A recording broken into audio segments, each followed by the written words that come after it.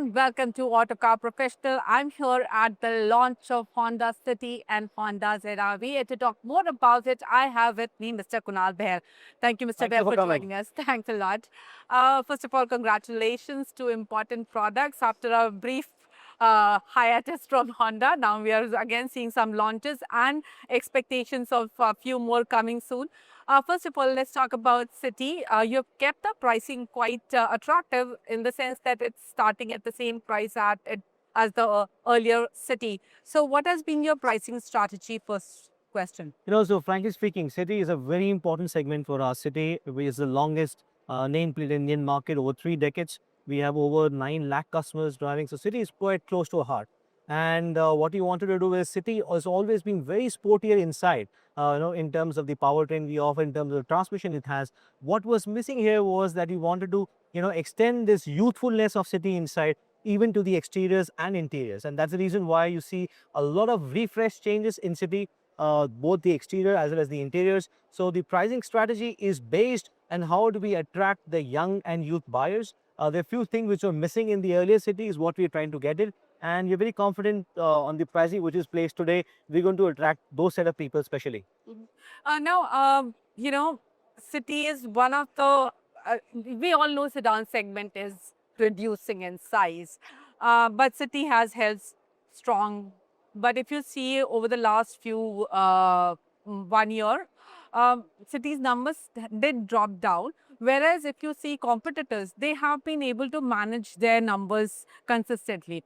Now that you are launching it with new features, do you think you will be able to go to the #1 spot in the sedan segment? And what is your expectation of the sedan segment itself?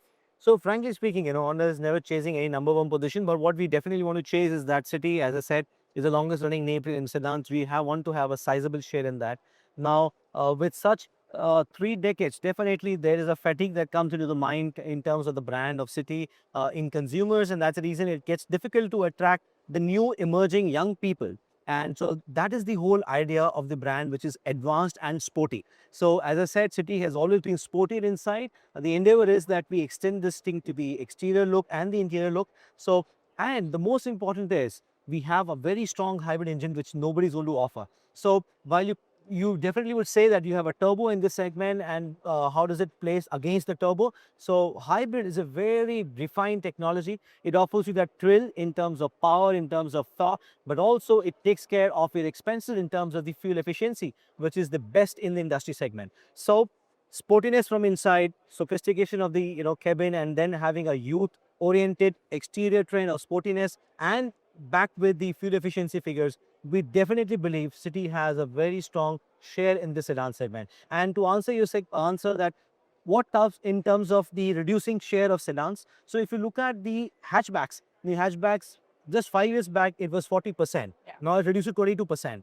But the sedan segment, be it the compact and the upper sedan, has remained stagnant or stable at 9%. So definitely sedans are going to be staying in India for long, and we will be actively to be participating in it. You touched upon an important point, and that is a bit of a branding and positioning problem that I see that you face. First of all, City has been in the market for the long time, but do you feel that there is a disconnect between the aspirations of young youth, which is now a very big number in the country, and what City stands for? So I don't think so. And how are you trying to bring the youth in your fold, in So your exactly. experience? So I think I don't see a gap in the brand and the youth, but definitely, as I mentioned, it's a 3 decade product. So you need to get a lot of freshness and features and technology which youth wants in their car, and that's the reason why we have done such big attempt. Right from the exterior front face, we have never have any of the cars with such different shape, having a 2D logo out there, distinctive bumpers and distinctive alloy wheels. And not just that, we have a big infotainment system which youth really wants in that way. We have a framing of illuminating lighting. Now we have a 360 camera to park in the tight spots, which is needed in Indian market. You have a ventilated seat, which is 40% better as compared to one of the competition players. So definitely we are trying to hit upon features, technology which youth trying to aspire. So City with the strong hybrid and these new changes, I'm sure the brand is getting connected to the youth now. One aspect is also the product, but the other experience also matters. So now you also have a plan to launch a lot of CKD products as well. So then, are you investing in your dealerships, in your touch points, so that they become a little bit more youth oriented and experience the new form of retail that people are now finding attractive? Yeah, that's a good one to ask. So basically, we have about 295 outlets with covering over 216 towns.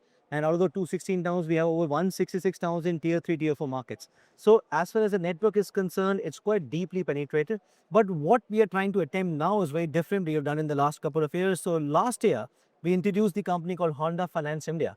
So there is a big trend of financing every year with a CAGR of 5%. The financing ratio has gone up. It's touched 73, 74%. And now for the first time for Honda Cars India, we've got a captive finance arm.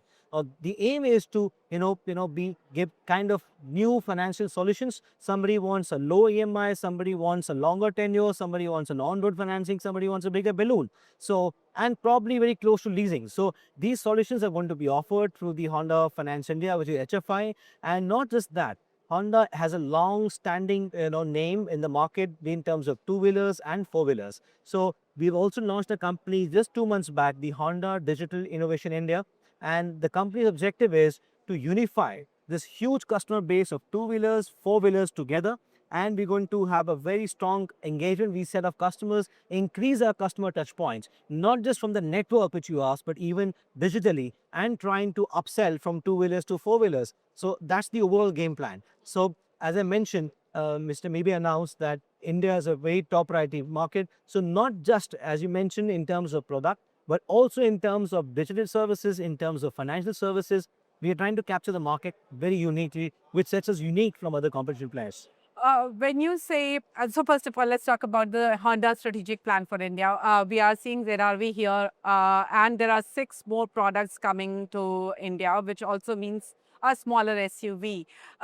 So tell us more about that a little So bit. 6 products. Whatever you can tell. Yes, You sure. can't. So 6 products you mentioned are basically for this financial year. You saw 2 of them here. We also going to have the third one, which is the mass electric SUV more than 4 meters. And that's another very special product because we showcase that in Which Japan. is based on Elevate. It's not based on Elevate. It's a different SUV, but more than 4 meters. It's on the same size or more than 4 meters. What makes it special is that car is going to be manufactured in India and made in India, made for the world. So you're going to export that car to Japan and to some other countries.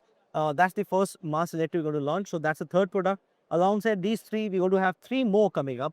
So I can't share the details today, but with this 6 models launched this year, we're trying to hit a double-digit growth, and that's not just the plan. So till 2030, we mentioned we have more than 10 launches being planned.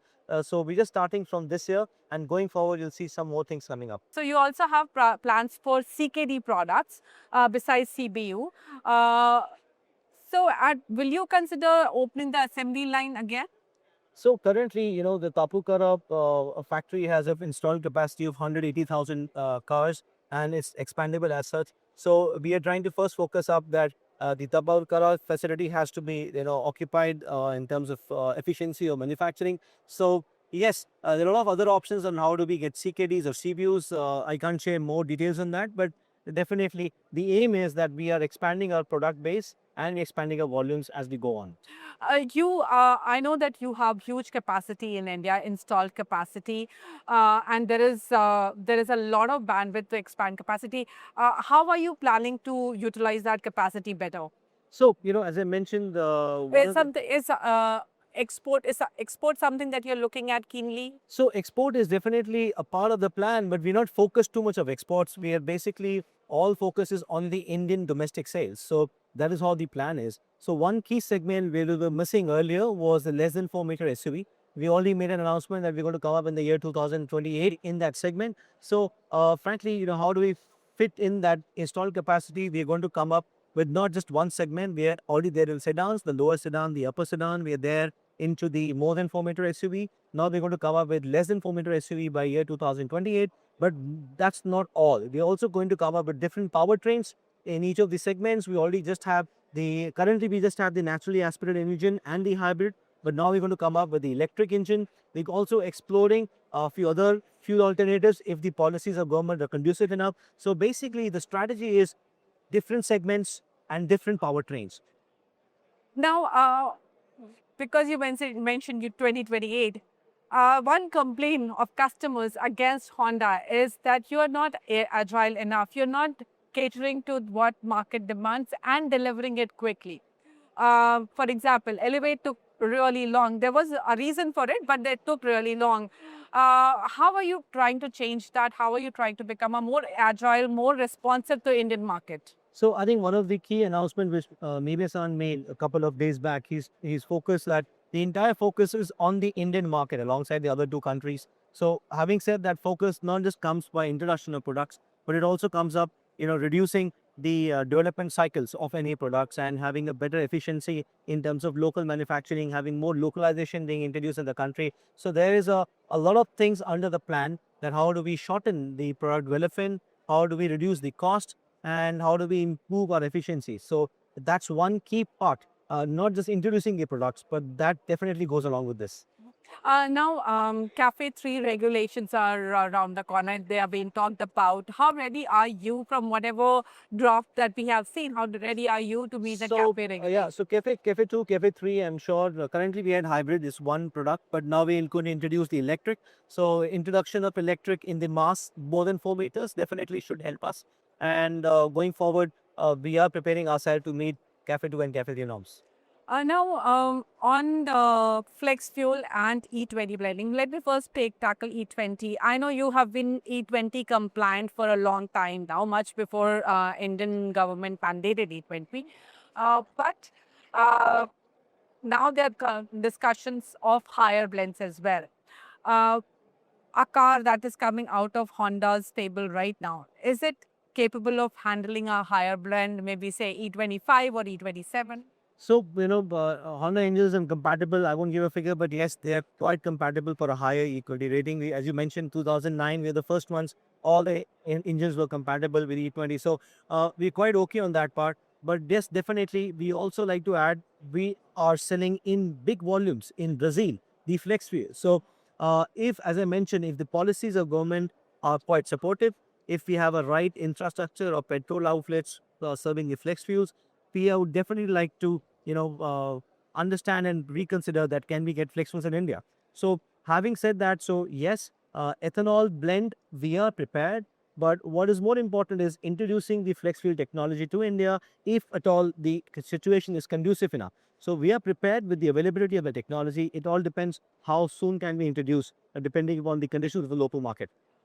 When you say situations are conducive, government support, what does that mean? What does that support mean? So basically, one is, I mean, you could call it a support, but the other is also having the right infrastructure. The government has to spend a lot of, money in terms of putting up the right infrastructure. You should have an availability of the ethanol fuel. And otherwise, as you have currently a range anxiety of EV, you start having a range anxiety of ethanol fuel as well. So, so it's better to be prepared in terms of overall infrastructure backed by certain policy support measures. So that is what I probably meant. And but the availability of technology is there with us. Yeah. So the moment we see, it won't take too much of time to introduce the product here.